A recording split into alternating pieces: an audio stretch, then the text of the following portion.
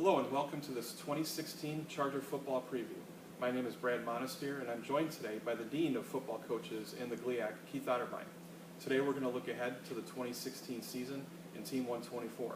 Coach, welcome. Thanks, Brad. Last year the team finished really strong, 4 straight victories to end the season. How have you seen that positive momentum carry over to the team's off-season workouts and spring ball? Well, it just gave us some enthusiasm, some excitement. The young guys that played a little bit last year were engaged.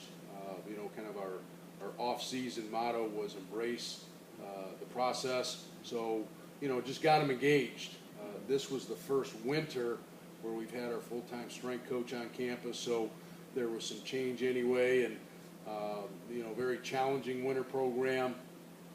He got our guys up in the morning, and so there were some mental and physical challenges for them, made them mentally and physically tougher, but they were engaged, they were improving, working hard, and so we got bigger, stronger, faster, but really locked into the process and being better football players, and very excited about them showing up on August 10th.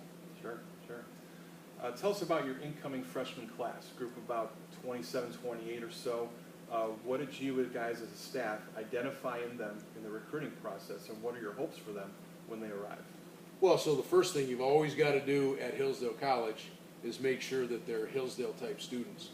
So this group has a 3.75 average GPA and an average ACT test of 29.5. So they fit Hillsdale College.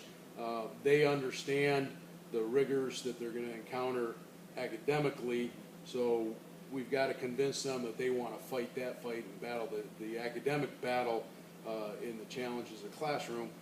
We were also able to get, I think, a pretty well-rounded group, a group that understands Hillsdale College and our mission, understands the classical liberal arts education, but is really excited to take on the challenges of playing in a very, very competitive Division II conference this year, and then as we move forward in the GMAC in 2017.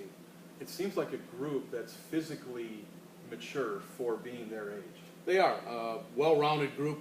I think when each year we go into trying to get our 25 to 30 kids, you want it to be pretty well-rounded and balanced, and there are some guys that statistically, as we test them in recruiting and watch them on videotape, are amongst the best in terms of numbers that we've had as we've been here going into the 15th season.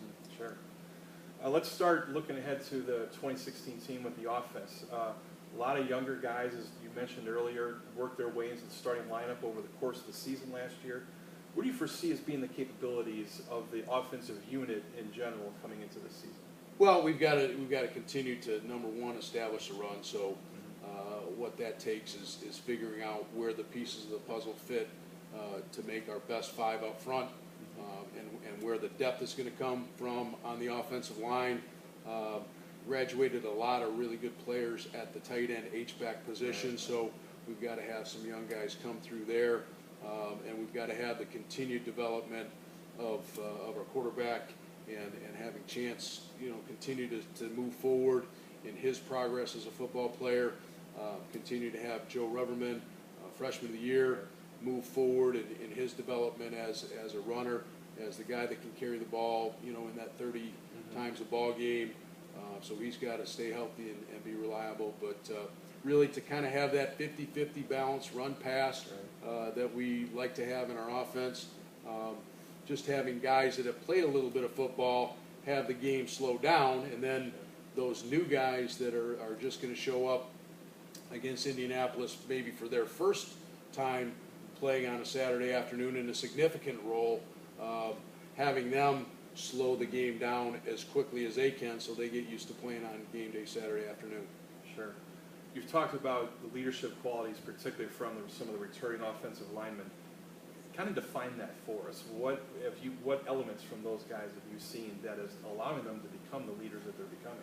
Well, so they're trying to be very, very close as a unit. I would say this group, in any group I've ever been around in an off season since I've been in coaching, really worked to have a cohesiveness as a football team, and then within each group.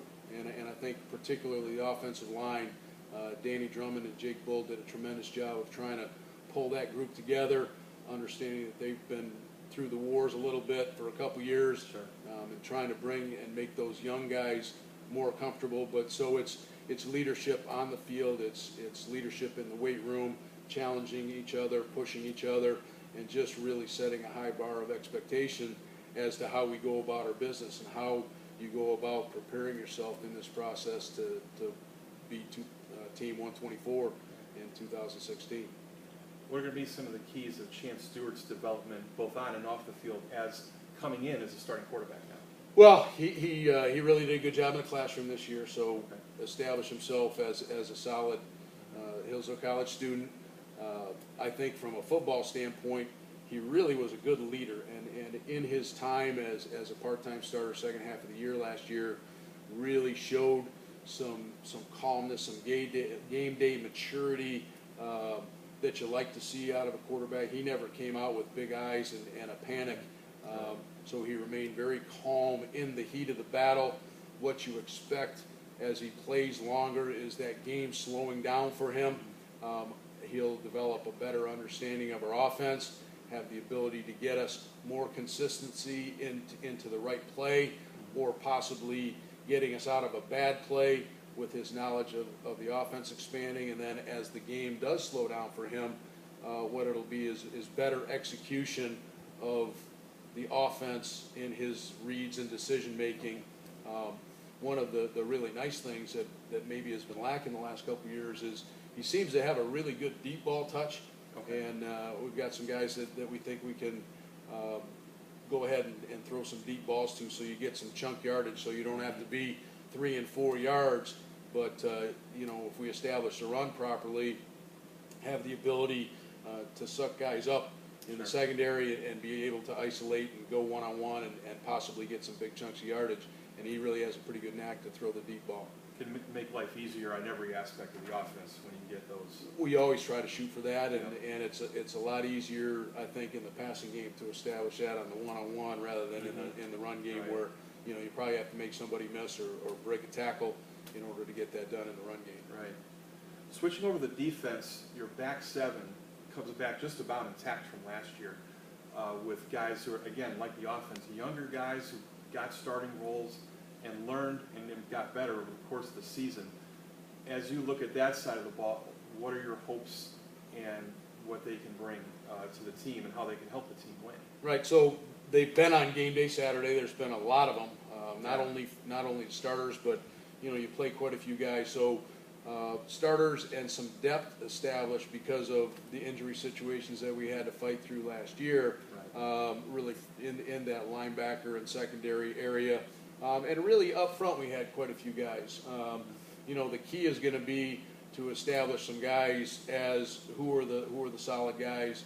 You got to count on a guy like Drew Mallory. You got to count on a guy like you got Matt Hall up there. Matt Hall's up there. All those guys, Harmert and all those guys up front really need to do a good job of establishing themselves for our football team. And in my thinking, anytime you start thinking about football, you got to control the line of scrimmage. So we have to have the ability up front and have some guys step up and have the ability to perform there. I think the other thing that we would really like to establish and develop is a guy that can put pressure. We don't always want to be able to put pressure or have to put pressure on a quarterback by having to blitz linebackers, even though from time to time we want to be aggressive and challenge their pass protection. At the same time, you want to be able to rush 4 guys and put pressure on them and be able to play a conservative zone defense. So you've got to have a combination of those two. So establishing who's going to be a dominant pass rusher, I think, is another part of the formula coming together. Right. Looking at the linebackers, it reminds me a lot of a few years ago when we had a group of guys who were together for an extended period. Devin Moynihan, Stephen Embry, and Brett Paschke. Those guys started together for 3 years. We got another similar group now with Scotty Pinola, Jay Rose, and Dan Shanley, who came in as a true freshman and was able to start last year. What does having a group of linebackers used to playing together, they've got time behind them and in front of them, How does that help you achieve what you want to achieve defensively? Well, I think it gets everybody on the same page. Okay. Again, from a communication standpoint, that gap between talking to the guys up front and getting them set, getting the communication with the secondary as to what coverage we're in or where they're dropping. As offensive football has evolved, and there's been more and more of the run-pass option type stuff coming in to our league and challenging it, it really puts a premium on great communication from your linebackers to know where your support's going to come, whether it's the secondary support or linebacker support, and working through all of those details with an experienced bunch helps a great deal, and those guys are going to be very pivotal for our success on the defensive side of the ball. Oh, sure. For the second year, you have the same guy being the place kicker and the punter, Stephen Meddy. Just seemed like the guy's been really steady for you. So is it something that having the same person do both roles, is it sort of planned? Is it he's the best guy to do both? Or, define for us the steadiness that Steve brings you at both positions. He's consistent. I mean, he just has worked very hard at it. He's typically when you develop an outstanding kicker, or when an outstanding kicker develops his own skills, which is really more what happens is they're kind of on their own, working on their skills and studying their skills. Steve's worked extremely hard at it, but the reason for his ability to do that is he's an unbelievable athlete. He's one of our best overall athletes on our whole football team. So any place I've ever been that's had a dominant kicker, he's been one of the best athletes on the football team. And Steve is that good in all phases. He's got tremendous balance. He's got tremendous flexibility. He works at his craft. He understands the little things and is very critical of his own technique to be able to move him forward. In fact, the plan, as I know it right now, is next spring you'll be covering him as part of our golf team. I think he's going to stick around and be a member of our golf team. So he's really a heck of a golfer, and has taken me out a couple times and taught me some lessons a little bit on the golf course. So he's playing that different game where he hits it way further than I do, but just a tremendous guy, and he's one of those typical Hillsdale kids that, as good of a player as he is, he's just that good a person, and just love him, and we're counting on his leadership as well for our football team to be successful. See if we can get him in the Plaid Open in a year or two. So. I think that's a closed market. Oh, okay. One thing that makes the 2016 schedule unique for Hillsdale is we have the bye week, which we haven't had since you've been here, and I think going quite a bit further back than that. It happens to fall October 8th, right in the middle of the season. How do you envision, as a staff and working with the players, to treat that bye week this year? So, number one, the fact that it is in the middle of the season made the decision to keep it an open date more advantageous to us. Oh, sure.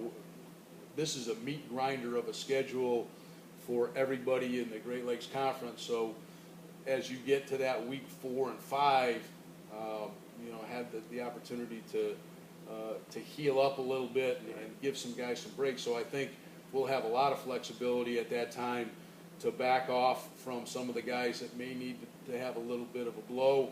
At the same time, to continue to work hard on the younger guys, maybe needing some more snaps. So we're going to back it off a little bit that week and still try to stay crisp, keep it fresh, and really, go into the second half of the season after catching our breath in that week off. So it'll be a fine line between working enough not to lose our edge, but not working too hard where we're still banged up. We want to get healthy during that off week. That sounds great. Coach, we thank you very much for your time. Wish you all the best in the 2016 season. And we thank you for watching this 2016 Charger Football Preview.